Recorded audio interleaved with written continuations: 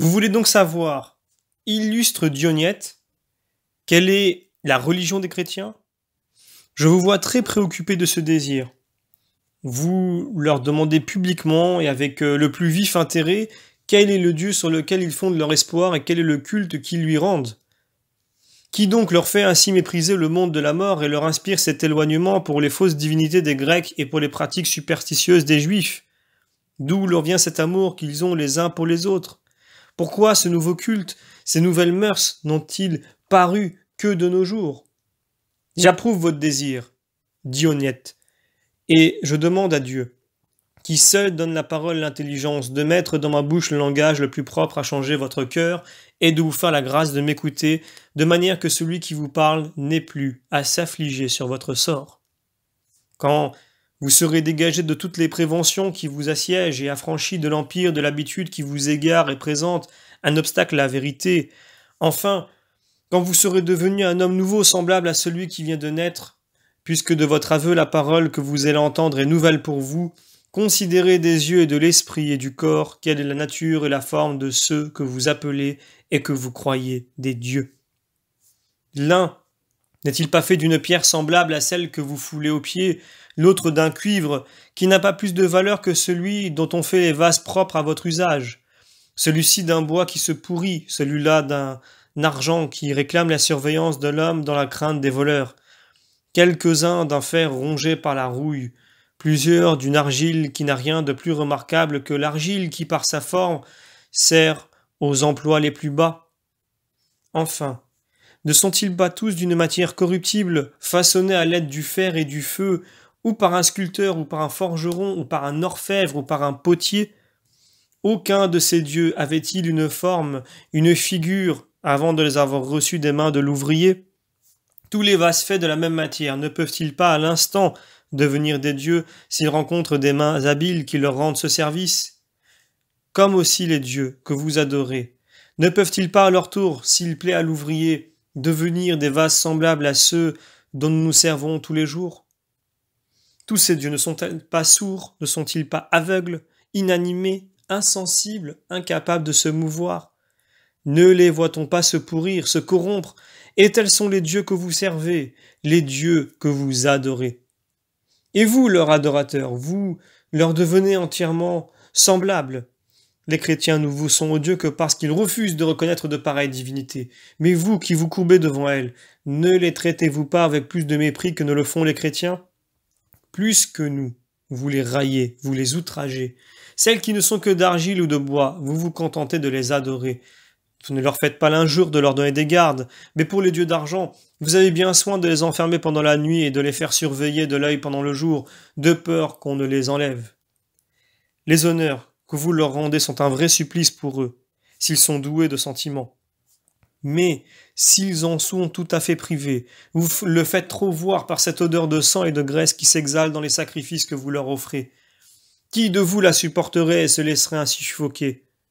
Non, certainement personne, à moins d'y être condamné, n'endurerait ce supplice, parce qu'il n'y a pas d'homme qui ne soit doué de sentiments et de raison. Mais la pierre le subit parce qu'elle est insensible. Ainsi donc, vous ne voulez laisser aucun doute sur l'insensibilité de vos dieux, et voilà une des raisons qui vous empêche de ramper en esclave à leurs pieds. J'en aurai bien d'autres à vous donner, mais si celle-ci ne suffit pas pour vous convaincre, toutes celles que je pourrais ajouter deviendraient inutiles. Je vais maintenant vous dire en quoi notre culte diffère de celui des Juifs. C'est encore un point sur lequel vous désirez ardemment vous instruire, si je ne me trompe. Les Juifs, il est vrai, n'adorent pas ces idoles stupides. Ils ne reconnaissent qu'un Dieu. Ils le regardent comme le maître, l'arbitre de l'univers. Si cependant ils lui rendent un culte semblable à celui dont nous venons de parler, n'est-il pas évident qu'ils sont dans l'erreur? Car les offrandes que les Grecs font à leur Dieu sourd et insensible, offrandes folles et absurdes, les Juifs les présentent à ce Dieu unique, s'imaginant qu'il en a besoin. N'est-ce pas de leur part une extravagance plutôt qu'un hommage digne de la majesté divine? Est-il croyable que celui qui a fait le ciel et la terre et tout ce qu'il renferme, que celui qui fournit à tous nos besoins ait besoin lui-même de ce qu'il accorde à ceux qui ont la prétention de lui en faire une sorte d'aumône? Or, ceux qui par ce sang, cette fumée des victimes et leur pompeux holocauste s'imaginent offrir à Dieu des sacrifices qui lui soient agréables et qui l'honorent, et venir au secours de celui qui n'a besoin de rien, En quoi voulez-vous que je les distingue de ceux dont la folie rend avec tant de soin de semblables honneurs à des statues insensibles qui ne comprennent rien à ces odeurs?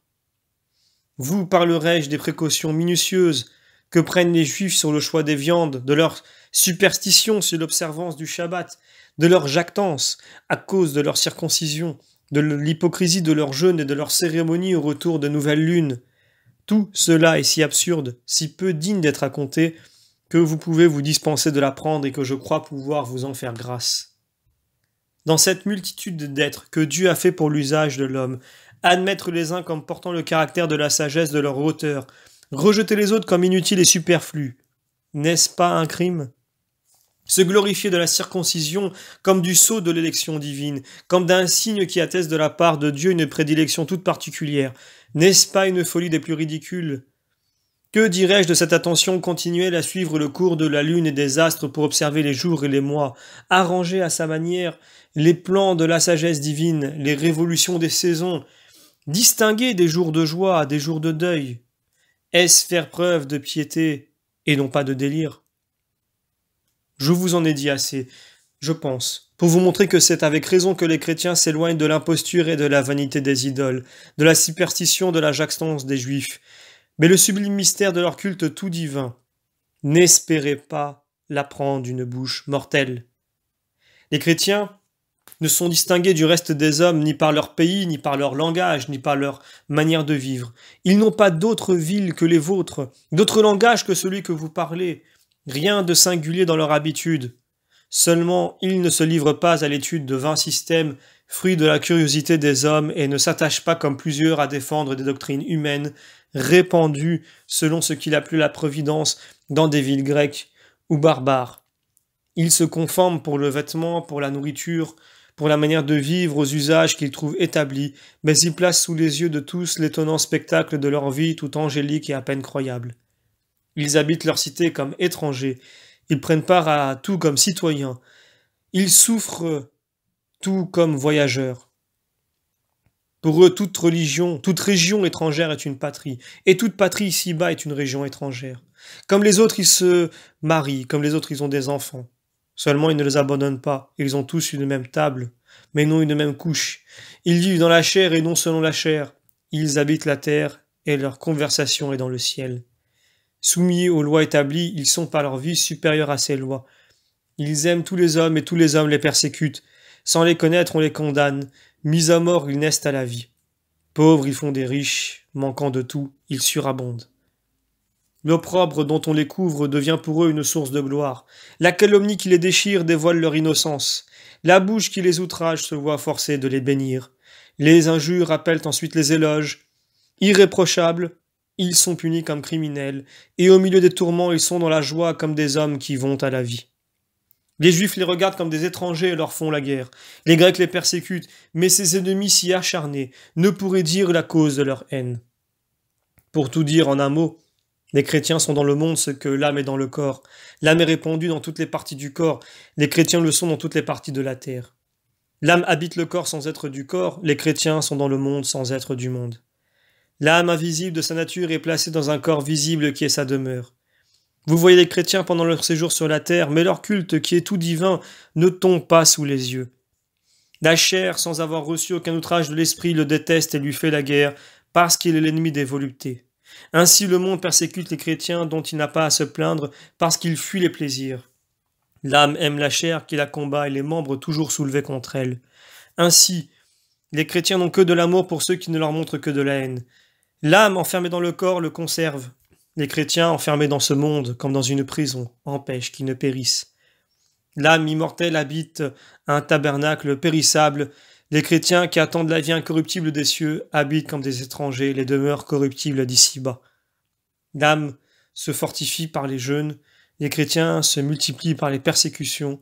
Le poste que Dieu leur a confié est si glorieux qu'ils regardent comme un crime de l'abandonner. Je l'ai déjà dit et je le répète, la parole qu'ils ont reçue n'est pas une invention de la terre, elle n'est point un mensonge des mortels, la doctrine qui se font un devoir de conserver avec soin. Enfin, le mystère confié à leur foi n'a rien de commun avec ceux de la sagesse humaine. Dieu lui-même le Tout-Puissant, le Créateur de toutes choses, a fait descendre du ciel sur la terre la vérité, c'est-à-dire son Verbe saint et incompréhensible. Il a voulu que le cœur de l'homme fût à jamais sa demeure. Ce n'est donc pas, comme quelques-uns pourraient le croire, un ministre du Très-Haut qui nous a été envoyé, un ange, un archange, un des esprits qui veille à la conduite du monde ou qui préside au gouvernement des cieux. Celui qui est venu est l'auteur, le créateur du monde, par qui Dieu le Père a fait les cieux, a donné les limites à la mer. C'est lui à qui obéissent et le soleil, dont il a tracé la route dans les cieux avec ordre de la parcourir chaque jour sans sortir de la lignée tracée, et la lune, qui doit péter son flambeau à la nuit, et les astres qui suivent son cours. Enfin, c'est lui qui a tout disposé avec ordre et tout circonscrit dans de justes limites, à qui tout est soumis, les cieux et tout ce qui est dans les cieux, la terre et tout ce qui est sur la terre, la mer et tout ce qui est au sein de la mer, le feu, l'air, les abîmes, les hauteurs du ciel, les profondeurs de la terre, les régions placées entre la terre et les cieux. Voilà celui que Dieu nous a envoyé, non comme un conquérant chargé de semer la terreur et d'exercer partout un tyrannique empire, ainsi que quelques-uns pourraient le croire. Non. Il l'a envoyé comme un roi envoie son fils, lui donnant pour cortège la douceur et la clémence. Il a envoyé ce fils comme étant Dieu lui-même, il l'a envoyé comme à de faibles mortels, il l'a envoyé en père qui veut les sauver, qui ne réclame pas leur soumission, qui ne connaît pas la violence. La violence n'est pas en Dieu. Il l'a envoyé comme un ami qui appelle et non comme un persécuteur. Il a envoyé n'écoutant que l'amour. Il l'enverra comme juge et qui soutiendra cet avènement. Ne voyez-vous pas qu'on jette ces chrétiens en bêtes féroces? On voudrait en faire des impostats. Voyez s'ils se laissent vaincre. Plus on fait de martyrs, plus on fait de chrétiens. Cette force ne vient pas de l'homme, le doigt de Dieu est là. Tout ici proclame son avènement. Qui des hommes savait ce que c'est que Dieu avant qu'il vînt lui-même nous l'apprendre? Sont-ce vos philosophes? Assurément, ils sont bien dignes de foi. Approuvez-vous leur opinion si vaine et si ridicule? Selon ceux-ci, Dieu c'est le feu. Ils ont appelé Dieu ce feu qu'ils doivent retrouver après cette vie. Selon cela, c'est l'eau, ou quelque autre des substances que Dieu a créées. Admettez tous ces beaux systèmes, et il faudra dire de toute créature qu'elle est Dieu. Mais tout ce langage n'est que mensonge, et mensonge monstrueux, imposture de charlatan. Aucun mortel n'a vu Dieu, aucun mortel n'a donc pu le connaître. Il s'est manifesté lui-même, il se manifeste encore par la foi, à la foi seul est donné le privilège de le voir. Le Maître, le Créateur de toutes choses, le Dieu qui a tout fait et tout disposé avec tant d'ordre et de sagesse, est rempli pour les hommes non seulement d'amour, mais de patience. Il a toujours été ce qu'il est et sera toujours, c'est-à-dire bon, miséricordieux, plein de douceur, fidèle en ses promesses, seul bon. Il a conçu de toute éternité un dessein aussi grand qu'ineffable et ne l'a confié qu'à son Fils, tandis qu'il tenait caché sous un voile mystérieux ce conseil de sagesse. Il semblait négliger les hommes et ne prendre aucun soin de sa créature. Mais quand il eut révélé et mis au grand jour par son Fils bien-aimé le mystère qu'il avait réparé avant les siècles, alors tout s'est expliqué pour nous et nous avons pu jouir de ses bienfaits et voir ce qu'il était. Qui, de nous, se serait attendu à tant d'amour? Ainsi donc était caché en Dieu tout. Dieu seul savait tout avec son Fils à la faveur de son infinie sagesse. S'il a permis que l'homme, jusqu'à ces derniers temps, suivit à son gré ses désirs corrompus et se laissa emporter à travers tous les désordres, par les voluptés et par les passions, ce n'est pas qu'il approuva le crime, seulement il le tolérait. Non, il n'approuvait pas ce règne de l'iniquité. Il préparait au contraire dans les cœurs celui de la justice. Il voulait nous laisser le temps de nous convaincre par nos propres œuvres, combien nous étions indignes de la vie avant que sa bonté daignât nous l'accorder. Il nous fallait en effet reconnaître que par nous-mêmes nous ne pouvions parvenir au royaume de Dieu avant que Dieu vînt nous en offrir les moyens. Lors donc que notre malice fut montée à son comble, qu'il fut démontré que nous n'étions dignes que de châtiment et que nous n'avions plus que la mort en perspective, arriva le temps que Dieu avait marqué pour signaler tout à la fois sa bonté et sa puissance, et montrer que son immense amour pour l'homme ne laissa aucune place à la haine. Qu'il était loin de nous avoir rejetés, qu'il ne se souvenait plus de nos iniquités, qu'il les avait souffertes et supportées avec patience. Alors qu'a-t-il fait? Il a pris sur lui nos péchés. Il a fait de son propre Fils le prix de notre rançon, substituant le saint, le juste, l'innocent, l'incorruptible, l'immortel, à la place de l'homme pécheur, inique, pervers, sujet à la corruption, dévoué à la mort. Qui pouvait couvrir nos crimes sinon sa sainteté? Par quel autre que par le Fils de Dieu, l'homme injuste pouvait-il être justifié? Ô doux échange! Ô artifice impénétrable de la sagesse divine! Ô bienfait qui surpasse toute attente! L'iniquité de tous est ensevelie dans la justice d'un seul, et la justice d'un seul fait que tous sont justifiés. Quand il eut, par les temps écoulés, convaincu notre nature de son impuissance pour s'élever à la vie, il nous a montré le Sauveur qui seul peut préserver de la mort ce qui périssait sans lui. Mais par ce double exemple du passé et du présent, il a voulu que nous eussions foi en sa beauté et que, désormais, l'homme le regardât comme un père qui le nourrit, comme un maître qui le conseille, comme un médecin qui le guérit. Que dirais-je encore? Comme son intelligence, sa lumière, son honneur, sa gloire, sa force, sa vie, et qu'il cessa de s'inquiéter du vêtement et de la nourriture. Si donc, ô Dionyte, vous désirez ardemment le don de la foi, vous l'obtiendrez. D'abord vous connaîtrez Dieu le Père.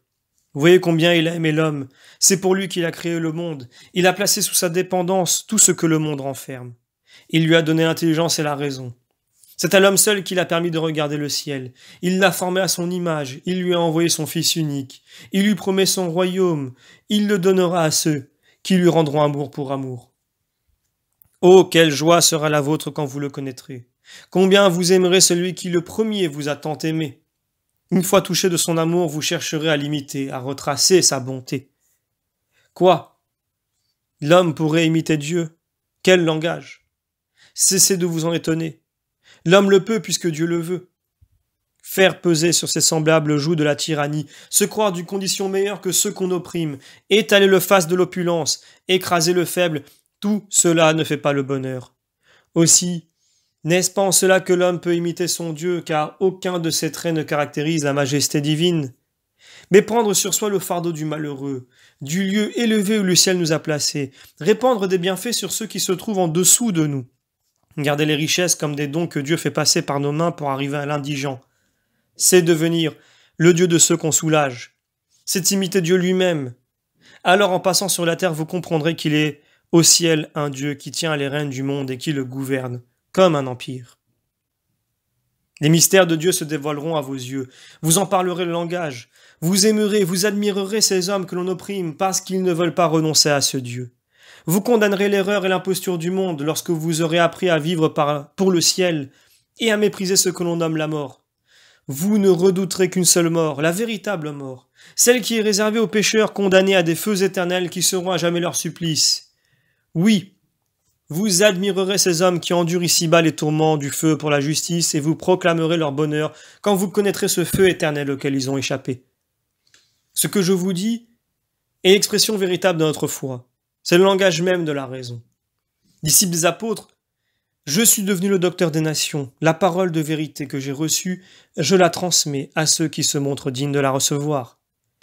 Quel homme bien préparé par les premiers éléments de la foi ne s'empresse de s'instruire de toutes les vérités que le Verbe expliquerait clairement lui-même aux disciples qui eurent l'avantage de le voir? Il parlait librement, s'inquiétant peu des incrédules qui ne le comprenaient pas. Mais les mêmes choses, il les développait ensuite à ses disciples, et c'est ainsi, pour ceux qu'il jugeait fidèles, connurent les secrets de son Père. Le Père envoya son Verbe pour qu'il fût connu des hommes, rejeté par son peuple, il lui a été prêché par les apôtres et cru des nations. C'est lui qui était dès le commencement et qui a apparu dans les derniers temps toujours nouveau, parce qu'il naît tous les jours dans le cœur des justes. Il est aujourd'hui ce qu'il a toujours été, le Fils de Dieu. Par lui, l'Église ne cesse de s'enrichir, sa grâce qui se répand reçoit sans cesse par ses saints de nouveaux accroissements, communiquant partout l'intelligence, dévoilant les mystères, annonçant la fin des temps. Heureuse de ceux qui sont fidèles, prompte à se donner à ceux qui cherchent, mais dont la curiosité ne force pas les barrières de la foi et respecte les bornes qu'ont respectées nos pères. La loi de crainte est abolie, la loi de grâce annoncée par les prophètes est connue, la foi des saints évangiles est affermie, la tradition des apôtres conservée, et la grâce qui soutient l'Église triomphe. Ah, cette grâce qui vous parle, ne l'attristez pas, ô Dionyte, Et vous connaîtrez la vérité que le Verbe communique aux hommes quand il veut, et par les organes qu'il lui plaît de choisir.